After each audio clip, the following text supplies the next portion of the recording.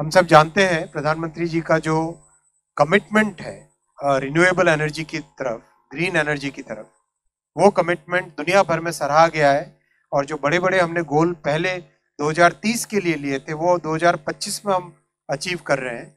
उस दिशा में आज दो बड़े फैसले लिए गए। पहला फैसला है एनटीपीसी का। एनटीपीसी को 20,000 करोड़ रुपए तक का इन्वेस्टमेंट करने की छूट दी गई है रिन्यूएबल एनर्जी में।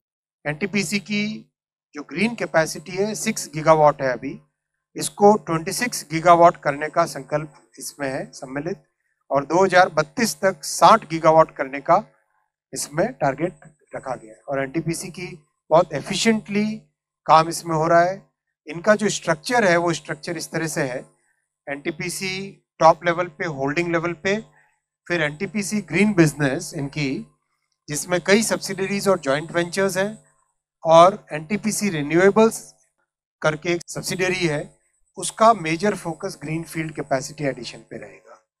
वैसा ही फैसला लिया गया नेवेली लिग्नाइट कॉर्पोरेशन के लिए 7,000 करोड़ रुपीस का इन्वेस्टमेंट का अप्रूवल किया गया है। और इसमें रीस्ट्रक्चरिंग भी है एक तरीके से कि जो प्रोजेक्ट्स एनएलसी में ऑलरेडी हैं उनको एक सब्सिडरी में ले जाके फिर एक फोकस्ड वे में, जैसा आपने एनटीपीसी के केस में देखा एक फोकस्ड सब्सिडरी है ग्रीन बिजनेस के लिए, वैसे ही एनएलसी नेवेली लिग्नाइट कॉर्पोरेशन के लिए भी एक फोकस्ड सब्सिडरी बने। और 10 गीगावाट एनर्जी का इसमें टारगेट रखा गया है 2030 तक।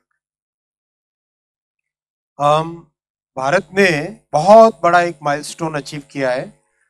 50% भारत की पावर जनरेशन कैपेसिटी आज नॉन फॉसिल फ्यूल से हो गई है। और ये टारगेट 2030 का था, 2030 का टारगेट 2025 में अचीव कर लिया गया है। मैं पिछले डेवोस में एक बार ऐसे ही किसी ग्रुप में मैंने क्विज रखा था कि आप अंदाज लगाइए भारत की generation capacity non fossil fuel की कितनी है। लोग आश्चर्य करते थे जब उनको 42% बताया। बहुत बड़े समृद्ध देश भी इतना लेवल अचीव नहीं कर पाए जो भारत ने अचीव किया है। और अब वो डेवोस में 42% का आंकड़ा था, अब 50% हो गया है, जो कि बहुत देश के लिए एनवायरनमेंट के पॉइंट ऑफ व्यू से, नए रोजगार सृष्टि के पॉइंट ऑफ व्यू से, मैन्युफैक्चरिंग में कॉम्पिटिटिवनेस के पॉइंट ऑफ व्यू से, हमारे स्वास्थ्य के पॉइंट ऑफ व्यू से, और एक साधारण नागरिक के जीवन में एक स्थायी परिवर्तन आने वाले समय तक रहे, उस पॉइंट ऑफ व्यू से ये बहुत महत्वपूर्ण फैसला है।